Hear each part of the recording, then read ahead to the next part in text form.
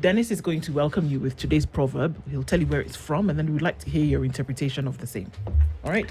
Yes, and we are in that country that produces jollof rice. We are in Ghana. Oh, stop it. Oh, sorry. We are in Nigeria. Nigeria. So you love jollof rice from Ghana or Nigeria? I think it's actually Senegal.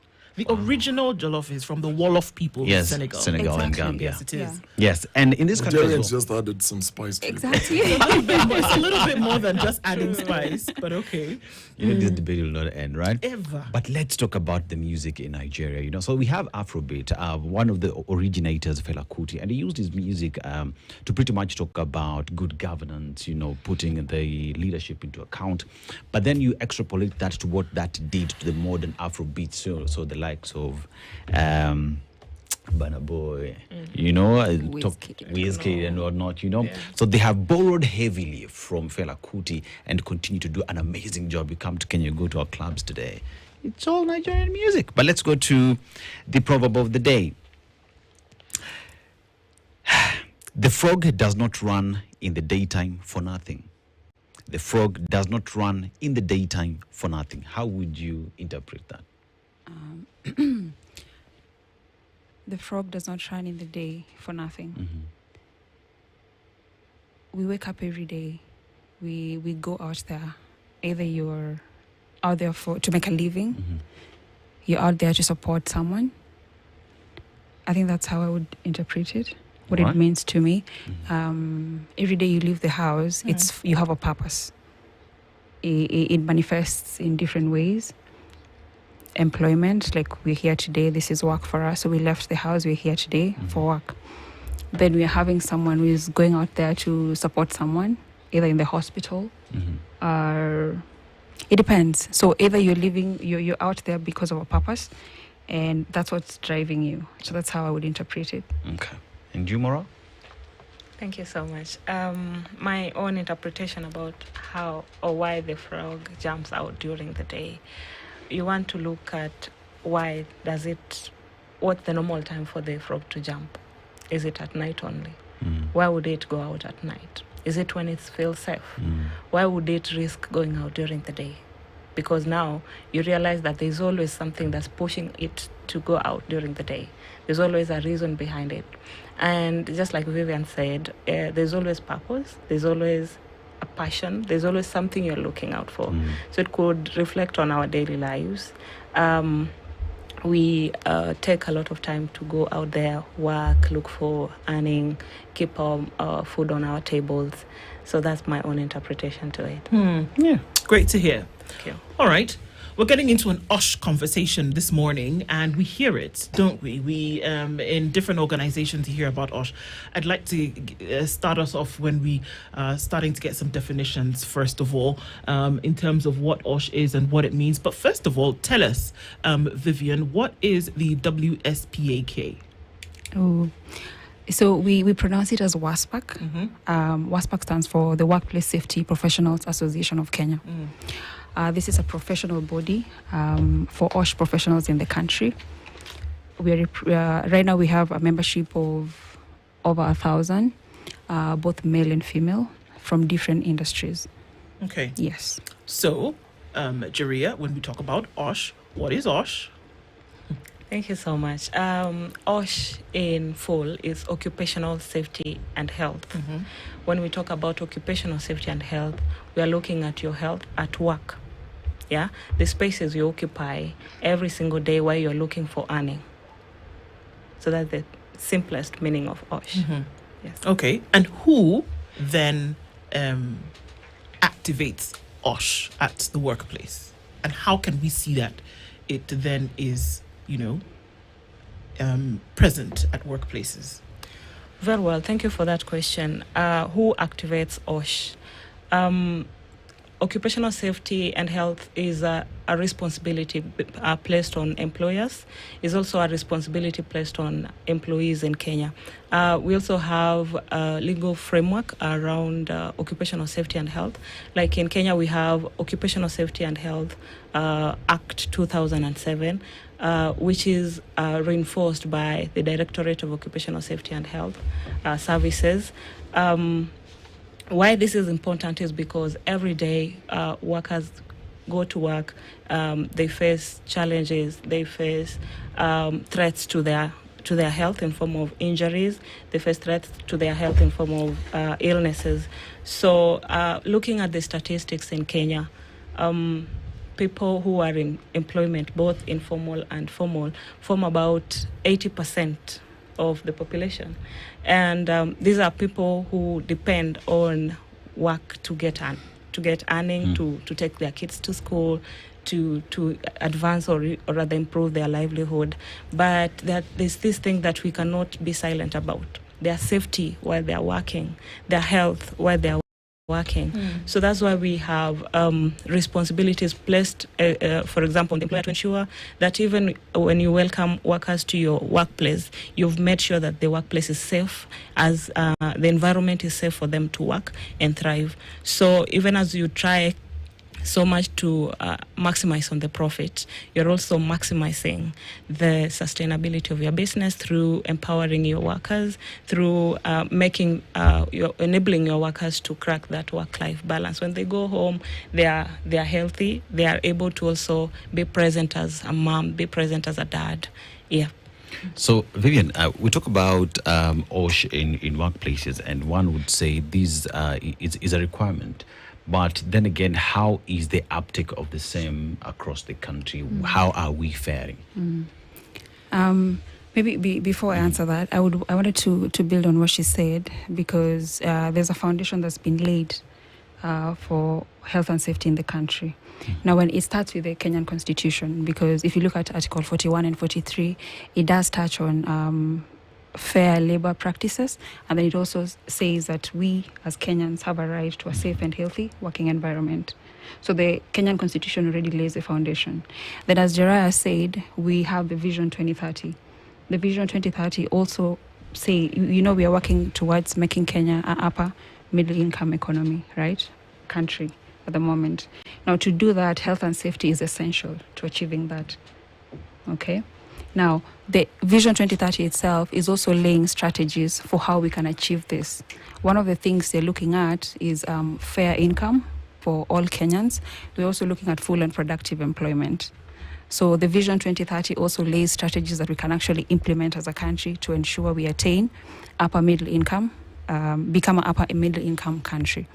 But the one that goes into detail is the Occupational Safety and Health Act of 2007.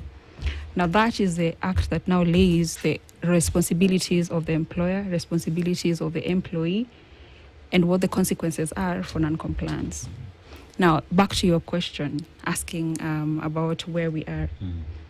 If I was to say we are doing well, we are doing badly, I would be unfair to the OSH profession. It's a steady progress. There are so many challenges that need urgent attention. We are making progress as a country. And remember, OSH is a collective responsibility. Jeremiah has mentioned DOSH. DOSH is the Directorate of Occupational Safety and Health Services. This is the regulator, okay? DOSH does not work in isolation, in as much as it's doing an amazing job in the country at the moment. One of the things that it's done, because remember, rural electrification, we were trying to reach the hardest to reach communities, making sure that there's electricity in every Kenyan's household, okay? But what's happening, the same thing is happening with DOSH. We are trying to entrench OSH in all communities in the country, in all workplaces. And how has DOSH done that? DOSH has done that by ensuring that we have health and safety officers in all the 47 counties. Now, if we have 47 health and safety officers, that means people now have access to OSH knowledge. The other thing that they've done is to ensure that they've professionalized inspections, because that is what DOSH does in the country, inspection of workplaces. If you come here to Standard Group, I'm so sure you walk in at the reception, there's a green certificate.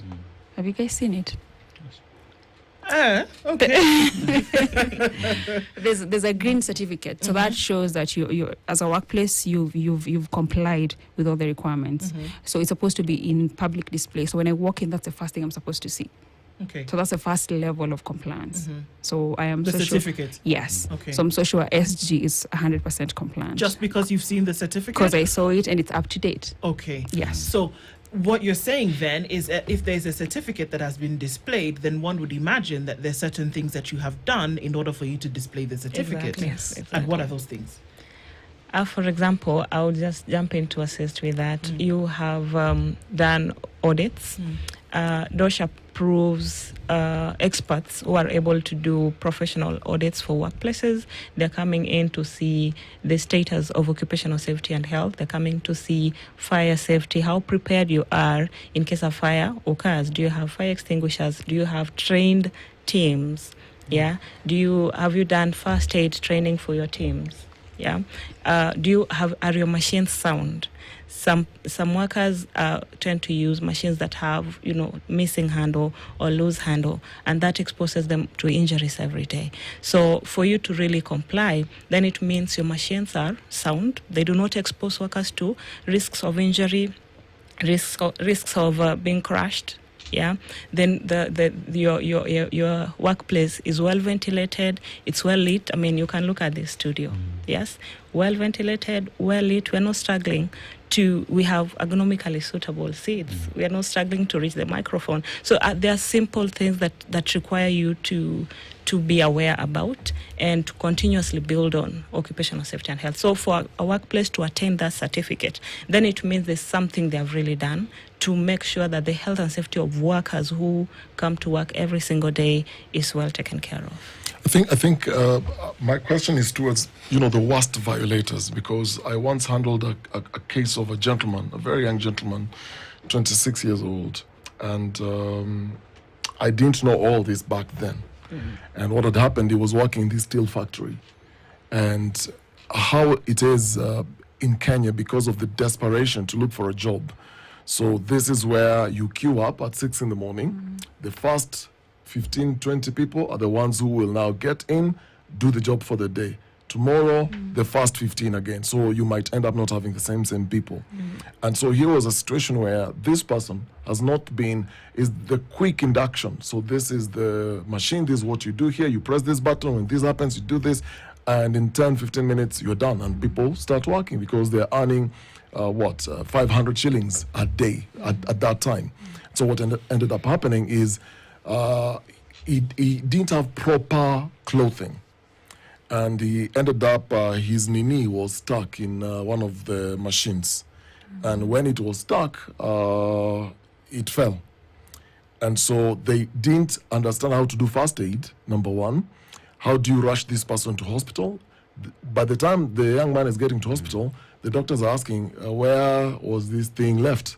So somebody had to quickly go back, look for where it dropped, put it on ice, go back to the hospital. And at the time, we were trying to follow up the case because even the young man didn't know about what he was expecting to receive, no demands, nothing. And what that story then, just zooming out of that story, is the worst violators, especially in the informal sector, because they form 80%. How are they regulated? Who follows up to ensure that they're up to standards, they are following the regulation? And who does the sensitization to those who are then queuing up that these are your rights, these are the questions you need to ask, and so on and so forth? Any of you can pick it up. I mean, I think labor is very cheap in Kenya, like you said. You get hurt, you die, the next day you're easily replaced. That's a country we're living in right now. The responsibility, whether informal or formal, lies with DOSH. DOSH is responsible for implementing the highest levels of health and safety standards in the country in all workplaces. Okay? But then we also have the WIBA Act. Now the WIBA Act comes into play when someone is injured or you're ill because of a condition in the workplace. Okay? Now, WIBA is there to compensate, whether you're in the informal sector or you're in the formal sector. As I said, DOSH has also employed 47 health and safety officers. These are the individuals who are supposed to go to all these workplaces and ensure that they are attaining the highest level of compliance. But 47 is like a drop. Almost like one, yes. Only 47? Yes, and that is now. Remember, there was a time where we didn't have that number. So we have come a long way. That's why I started by saying it's steady progress, okay? And it's true. But we are making progress. Now we have the 47. That means we've improved as a country in terms of entrenching OSH in the country, and it's working. We still have a long way to go because one of the challenges, I think we'll talk about this later, one of the challenges that DOSH is facing or has been facing for a very long time is understaffing. They don't have enough people to reach each individual in the workplace or all workplaces in the country. Because look at the population of Kenya. How many workplaces do we have at the moment? If Kenya decided we were going to have a health and safety professional for every workplace we have in the country, that means that the DOSH department has to be supported financially. That is still not happening. We're not there yet. Yes. Okay. When I think about health and safety at the office, or at the workplace, I'm not just saying office because it could be anywhere. It's not just an office. It's a factory. From what you're saying, it's factory. It's anywhere where, as you had mentioned before, this work or this business takes place. The first thing that comes to mind, okay, is there a fire extinguisher there? Are there those signs like when people are mopping up whatever so that it doesn't slip and fall? Are those kind of things put up? But then also when we talk about compliance to these, is it just those brick and mortar things that we're talking about, or is there some subjective stuff as well when it comes to health and safety in the work environment? Thank you for that. Now, maybe I'll start from what Dennis Okari gave us.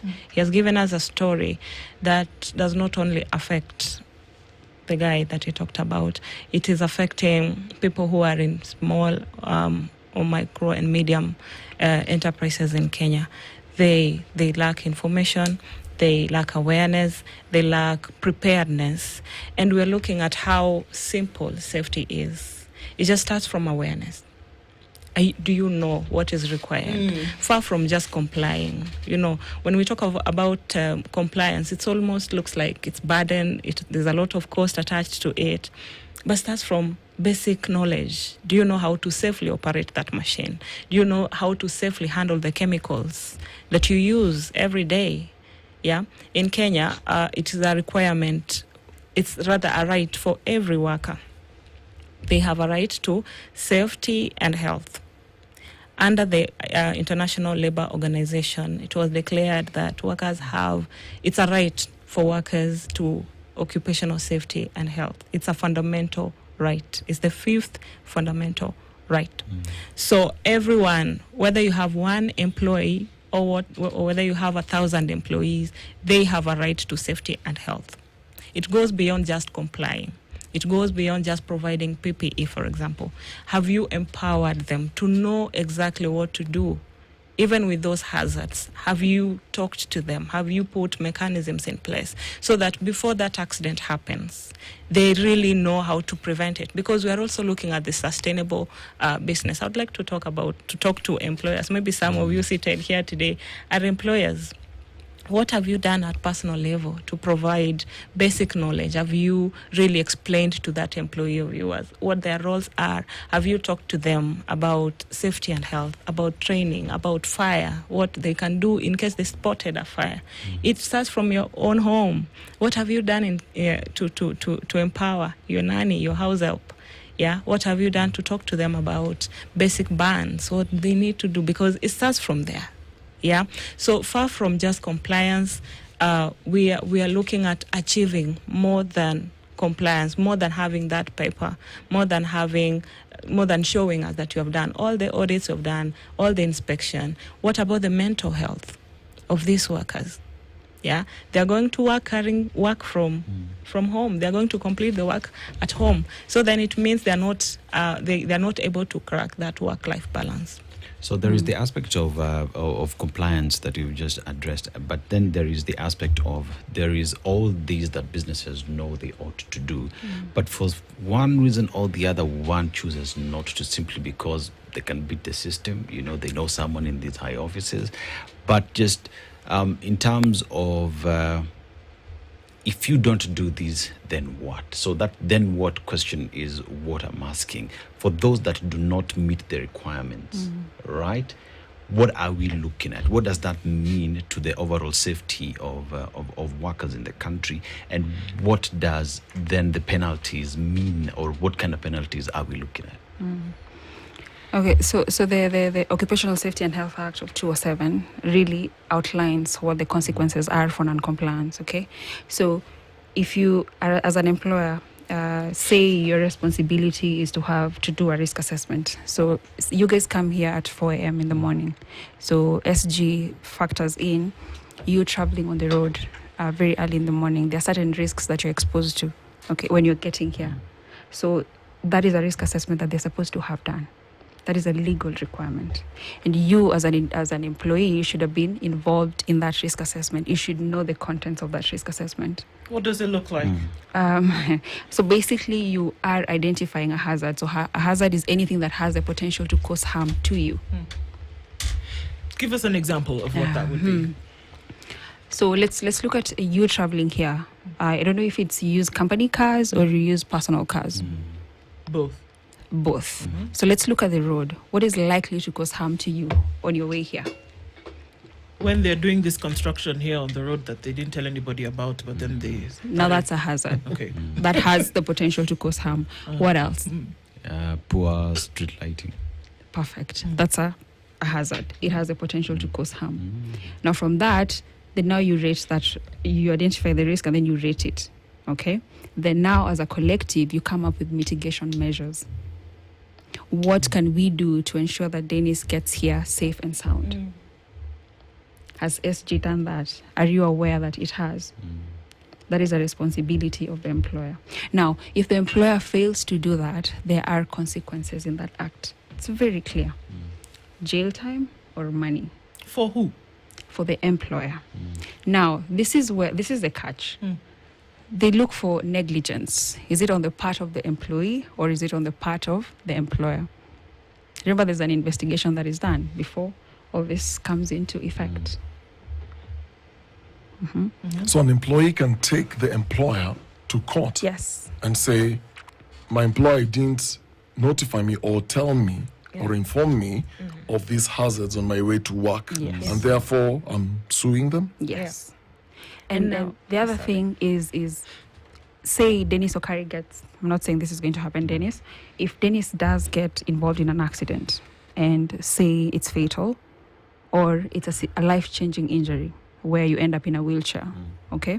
Now, if SG chooses not to report this to DOSH, okay, you as Dennis can't do that. Remember now they've gone digital. Everything has been transferred to the DOSH system or platform. Now you can just go there and access the platform and report your injury. And That I then was injured on my way to work. yes. And the DOSH now will pick it up from there Okay. and pursue it until you're compensated. For it. Yes. Okay, I'd like us to take a break at this point and we'll come back and look at this into a little bit more into this in terms of compliance, in terms of safety, and really how far is the penetration of compliance around the country for people to essentially be safe in the places where they work. So let's do that when we come back from this break. It's now 22 minutes to 9 o'clock, and I have to remind you that watu wa Thika Road usiende mbali kutafuta dialysis. The Aga Khan University Hospital has brought dialysis near you at the Roy Sambu Specialty Center. The medical center is SHA certified. Every now and then, fake news might pull a few strings. But when it comes to reporting the facts, there's only one tune we dance to, our own. For more than 100 years, The Standard has delivered insightful fact-based journalism. And you can't fake that.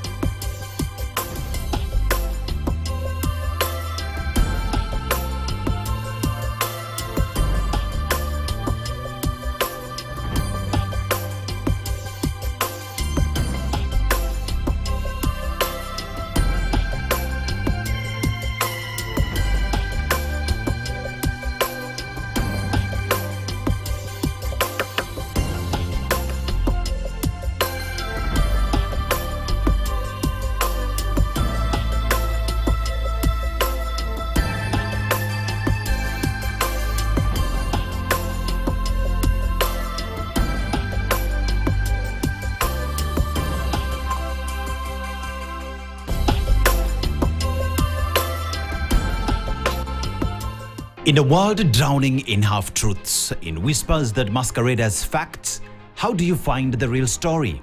You cut through the noise, you demand clarity. For decades, the Standard and the Standard e-paper have been Kenya's unwavering heartbeat.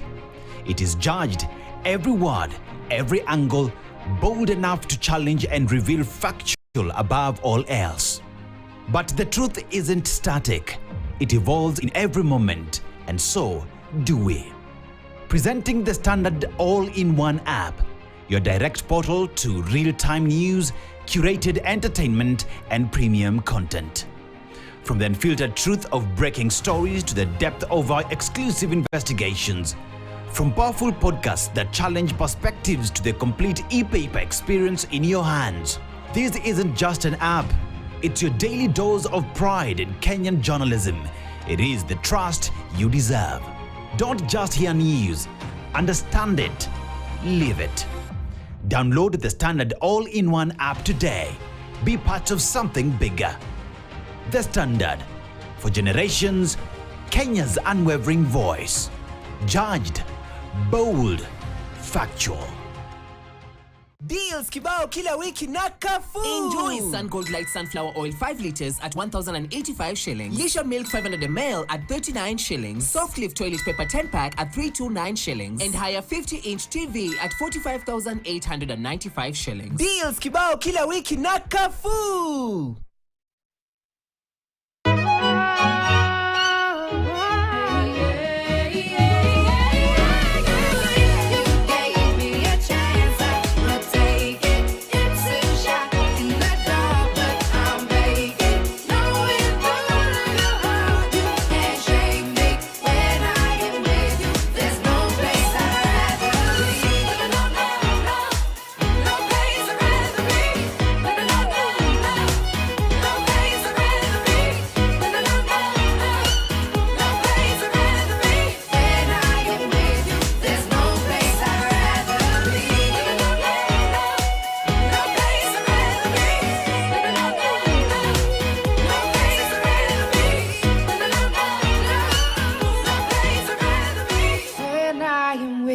There's no place I'd rather be.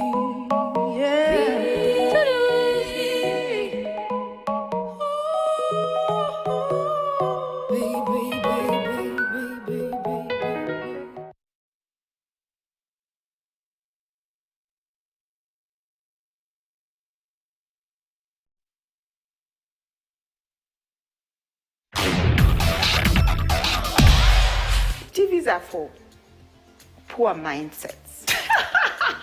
Let me just say that. TVs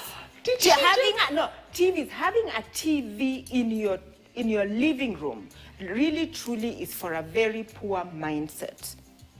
Why? Because as a family, if you're seated in your living room, then you're supposed to be having elevated conversations. Nobody's coming to your house to watch TV. Just stay in your home and watch TV.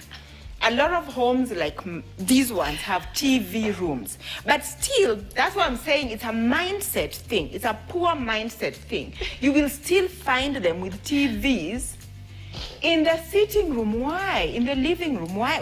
Okay, you do what you want to do, but it is just a poor mindset. I'm speaking for all of us and our viewers. I know this is something very controversial and very different, but it's about mindset. This is the Situation Room, the only way to start your day. There's a section, remember in every workplace you have to undergo medical assessments. You have to provide proof that this is the DHP, we call them DHPs, who performed or who conducted the medical assessments. Mm-hmm. So what if they were doing a background check or just the due diligence on their part, then they would just have to call that DHP and just find out, was this actually done? Mm-hmm. So again, it's a risk for anyone who appends a signature to the document saying, I did the medical assessments, this was actually done, and in reality it wasn't. Mm-hmm. Because again, as we said before, there are consequences. Okay, so as Jiraiya said, at the moment it's impossible to fake that document or to buy your way Yes. Okay, so as is often the practice, that I will comply and do everything that I need to do to make sure that I do have that certificate. So you can walk into the office, as you've seen, and then you can see it and you can say, okay, these guys have gotten all their ducks in a row, they're doing the thing right.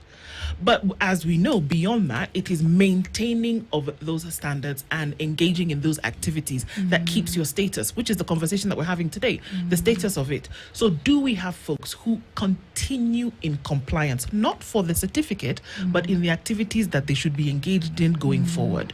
So that if you're in a factory and somebody doesn't know how to use a machine and you're hiring somebody, that OSH certificate, kind of like the monkey on your shoulder saying, look guys, have you actually made sure that this is happening? Do we have the signage up when we're cleaning the floor? Do we have extinguishers where they need to be?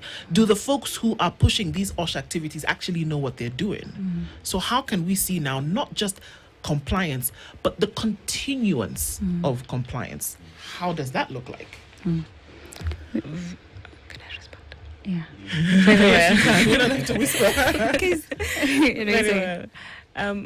Thank you to that question. Is there anyone who ensures there's continuous compliance? Now, apart from me being a human advocate, I'm also Secretary General for the Workplace Safety Professionals Association of Kenya. This association is made up of professionals in the occupational safety and health field. Some of the professionals we have are occupational safety auditors, we have noise monitors, we have air quality professionals who do air quality measurements for workplaces that have air risks. We have fire safety auditors, or all of them are approved by DOSH. Now, under the requirements of compliance, to ensure that compliance is not done once, it's a requirement that every workplace conducts these audits every year. It's annual. So there's annual requirement for every workplace to ensure that audits are done. Far from audits, there are those inspections that are required. Yeah. So the trained team on the ground, they're able to do basic inspections to the machines. They're able to identify hazards, and they're able to report that. So when the auditors are coming, they're looking at the records. Yeah, if you say you have an occupational safety committee in place, what have they been doing? Do we have minutes that prove that they actually meet? When they did the last inspection, do we have records? What did they find out? Is there a system for these people to actually report hazards? Because it's not just, a workplace having the certificate that we have trained, but how empowered are these people on the ground? Are they able to spot? Have they spotted any? After spotting a hazard or after an incident happened, did they do investigation? Was the investigation recorded? Yeah, so there's a lot. And another thing that enables continuous compliance is where you're selling the product. Yeah, the market often commands how you are carrying out your activity. And now today we're talking about employers. How do they ensure that they stay in business? Occupational safety forms core, among other things, reasons as to why you should invest, on safety and health. So when you invest, it's not a one kind of thing. And as we said earlier, it's not a one-person kind of thing. It's not about the employer. It's a collective effort. And it's something that is done every single day, every single moment. Yes. You said OSH is critical in how businesses maintain sustainability of the same, because then again, there is all the clearances that one has to go through. Yes. And you read that together with the national goals that the country has in making sure that workspaces are safe. Yes. And here then comes a conference that is going to be taking place, AfriSafe conference. And just what are we talking about with regard to these conferences and the awards that will be coming into place? Are we looking at the best players in the industry? We're looking at how best to improve on this situation. You talk about AfriSafe. Is it about the continent, perhaps? Thank you for that. Now, as I said, I'm Secretary General for Workplace Safety Professionals Association of Kenya. This is a registered non-profit association that brings together occupational safety and health enthusiasts in Kenya and globally. Now, WESPAC, in short, runs conferences every single year, Last year we had a successful conference. This year we've organized another conference that is going to happen in Pride Inn on the 13th and 14th of November. All of you are invited. People listening to me who are... Pride in Nairobi? Pride in Mombasa. Mombasa. Okay. Yes. People are listening and they are interested in safety. They are interested in learning more. Students are all welcome. Now, why do we bring conferences? Now, looking at the kind of theme that we have this year is United Africa. United Africa for Safety. So we are looking at the common safety hazards that we encounter. It's not a Kenya problem. It's not a Uganda problem. But these are common things that challenge safety. They challenge businesses in Kenya. So when we have conferences, it forms a platform where professionals, experts, governments, employers come together to share knowledge. They come together to network. They also come together for updates on the current trends in safety and health. Yes. I'm curious, why Mombasa? Sorry. Why Mombasa? Why not Nairobi? I mean, have you guys been to Mombasa? Yeah, many times. Beautiful coastal city. We go to Mombasa for vacation. What stuck? Relax. The last time you were in Mombasa? The ocean is beautiful. In the ocean. Yeah. What is the leading attraction? What brings people from around the world to Kenya? What do they come to see? Culture. Animals. So enjoy our sandy beaches. It's a white sands. Yes. It's the ocean. Okay. It's the weather. It's the humidity. Even though some of us complain, but that is what attracts people. Now, remember the people we are attracting. Some of them are from landlocked countries. Very sad, I know, but they are from landlocked countries. So this is an opportunity for them to experience what we, only Kenyans, can offer them. The sandy beaches. Okay. But then also, remember when we're talking about OSH professionals work in very traumatizing environments. Sometimes we're witnessing a fatality. Sometimes we're witnessing someone's life changing just in front of your eyes. Okay. Now, we are taking them away from these environments, allowing them to switch off, even if it's just for those 2 days, to enjoy time away from their traumatizing work environments, an opportunity to reconnect with themselves, an opportunity to also reconnect with other OSH professionals. This is what we are bringing to the continent. But the other thing I also wanted to add to that is it's also good for business. Because I want you to imagine the number of people who are going to come to Mombasa November 13th and 14th. It's a big number. Last year it was around 35,000. That is because we are collaborating with AfriSafe. This is the whole of Africa. All OSH professionals on the continent are convening in Mombasa. That's huge for us, for Mombasa's, the economy of Mombasa. Okay? So that's what you're doing for Mombasa. The other thing I wanted to say, maybe to add to Jeraya's point, is there's so much money. Investors have money and they want to invest in investable projects in Africa. And I want to tie this to our theme, which is United for a Safer Africa. Okay? There's money. They're looking for investable projects to fund. Okay? So what opportunities are there? Exactly. Now, the catch here is our employers prioritizing the safety, the health, and well-being of employees. Because right now, we're not just looking at just any other business. We're also looking at businesses that are prioritizing Denise's health and safety. If you're that employer, if you're that business, then that money is targeting you. That money comes to you. So that is the message you're trying to convey. OSH is good for business. Good OSH means good business. Bad OSH means the exact opposite. How relevant is this year's theme to Kenya's OSH ecosystem? Thank you for that. Now, this year we are collaborating with AfriSafe. AfriSafe is one of the biggest awards system in Africa. They're based in Nigeria. Now, what this partnership brings to Kenya is to really, when you get that award, what have you done? Yeah, have you impacted people?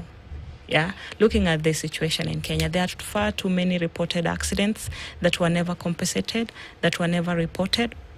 Yeah, this kind of partnership is not coming to just be on paper. It's coming to reward those who have really gone out of the way to promote safety and health for people in Kenya, for workplaces in Kenya.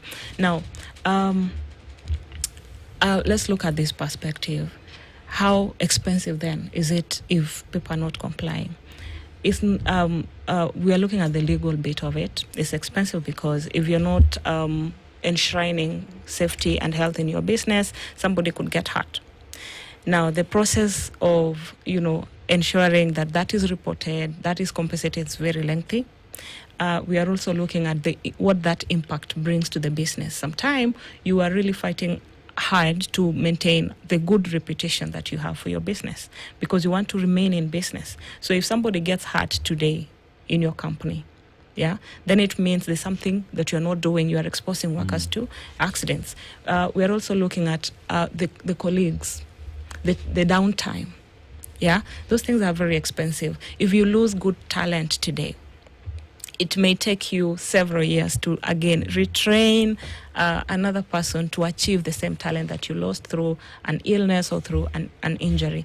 So such knowledge is being shared when we have our conferences. So it's big for businesses, it's big for employers, it's big for employees, and even students as well. Yes. I think Go ahead. I think maybe one of the things we said when we were making the introductions was that we have one of the most detailed legal frameworks around OSH. Okay, now some African countries don't have this, so I'm here to brag and say maybe this is an opportunity for Kenya to share. How far we've come, what we've done, what is working for us, and what is not working, so that they don't have to start from scratch. Okay. Yeah. How would an employee, whether it's somebody in a work environment, feel safe even with OSH policies in place? There's the policy on here, but how do I actually feel that this has been imbibed and I'm actually in an environment that is adhering to the guidelines and standards and that I'm actually safe in the environment in which I'm working? How would I know that I'm there? Wow. I like the way you asked, how will an employee feel? Because safety is also about experiences. How do they actually feel? So then it tells you it's more than just having a policy displayed on a notice board. How do they feel with the responsibilities you placed in them? Are you putting a lot of demand, a lot of target to be achieved? Maybe it's work that could have been completed in 3 days. Today you are telling them to complete that work in 1 day.